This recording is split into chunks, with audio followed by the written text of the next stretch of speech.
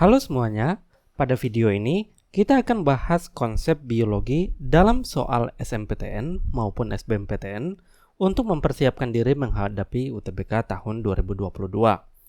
Nah, soal-soal yang akan kita bahas yaitu soal sebab akibat, karena bentuk soal ini adalah bentuk soal yang cukup menantang dalam UTBK, karena dibutuhkan analisis untuk soal-soalnya, mencari tahu hubungannya, dan juga seringkali mengecoh nih. Nah, kita akan bahas beberapa soal pilihan mulai dari tahun 2009 sampai tahun 2020. Pembahasan soal ini akan diupload dalam beberapa video.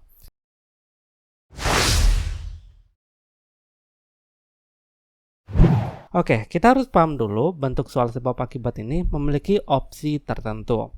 Nah, di sini sudah ditentukan untuk pilihan A, pilihan jawabannya yaitu pernyataan benar, alasan benar, keduanya menunjukkan hubungan sebab akibat. Yang B, pernyataan benar, alasan benar, tapi keduanya tidak menunjukkan hubungan sebab akibat.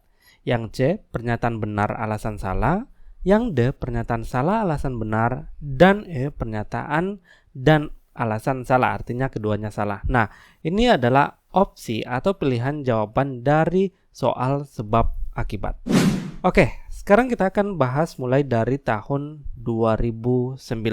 Soalnya yaitu, meningkatnya osmolaritas darah dan turunnya tekanan darah menyebabkan penurunan ADH yang dibebaskan oleh pituitari posterior.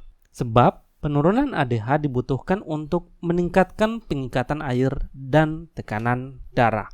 Oke, untuk memahami konsep ini, kita harus paham dulu bahwa ADH atau antidiuretik hormon itu dihasilkan oleh hipotalamus otak yang disimpan dalam kelenjar pituitari posterior yang letaknya di bawah hipotalamus. Nah, sel-sel osmoreseptor atau sel-sel yang mengatur keseimbangan cairan tubuh ini di dalam hipotalamus memonitor osmolaritas darah dan meregulasi atau mengatur pelepasan ADH dari pituitari posterior. Oh iya, ingat ya, osmolaritas itu konsentrasi zat terlarut. Nah, osmolaritas darah manusia itu di kisaran normalnya yaitu 300 miliosmol per liter. Nah, untuk pembandingnya, air laut itu memiliki 1000 miliosmol per liter. Oke, dikatakan osmolaritas darah naik pada soal, misal ketika kita makan makanan asin atau kehilangan air melalui keringat. Nah, maka osmolaritas darah kita akan naik lebih dari 300 miliosmol per liter. Maka akan lebih banyak ADH dikeluarkan ke dalam aliran darah. Nah, ketika ADH mencapai ginjal, sel targetnya yaitu tubulus distal dan saluran pengumpul atau saluran kolektifus ya. Nah, kemudian menyebabkan perubahan pada epitelium menjadi lebih permeabel terhadap air. Jadi epitelium yang dimaksud yaitu epitelium yang ada pada tubulus distal maupun saluran kolektifus. Nah, karena epitelium menjadi lebih permeabel, maka air akan diserap oleh tubuh untuk mencegah terjadinya dehidrasi berkelanjutan. Akibatnya yaitu terjadi peningkatan reabsorpsi air yang kemudian memekatkan urin, mengurangi volume urin, dan menurunkan osmolaritas darah ke 300 miliosmol per liter.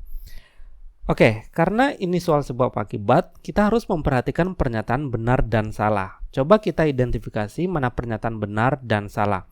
Oke, pada pernyataan pertama, meningkatnya osmolaritas darah justru akan meningkatkan pelepasan ADH oleh pituitari posterior, bukan menurunkan. Jadi pernyataan ini salah. Kedua, bahwa jika osmolaritas darah meningkat, misal mengkonsumsi natrium dan klorida yang berlebihan, maka akan menyebabkan konsentrasi natrium dan klorida di dalam cairan ekstraseluler meningkat. Nah, meningkatnya volume cairan ekstraseluler dapat menyebabkan hipertensi atau kenaikan tekanan darah, bukan sebaliknya, bukan turunnya tekanan darah. Jadi sekali lagi pernyataan satu salah. Nah, kita ke pernyataan kedua. Penurunan ADH dibutuhkan untuk meningkatkan pengikatan air dan tekanan darah. Hal ini tentu salah. Penurunan ADH terjadi ketika tubuh tidak dalam keadaan dehidrasi. Kenaikan ADH lah yang menyebabkan peningkatan pengikatan air atau reabsorpsi oleh tubulus distal dan kolektifus. Tekanan darah juga terjadi ketika tubuh dehidrasi karena osmolaritas yang naik dan kemudian ADH mengalami peningkatan bukan penurunan. Jadi pernyataan kedua berarti juga salah. Dengan demikian jawabannya adalah E. Keduanya salah.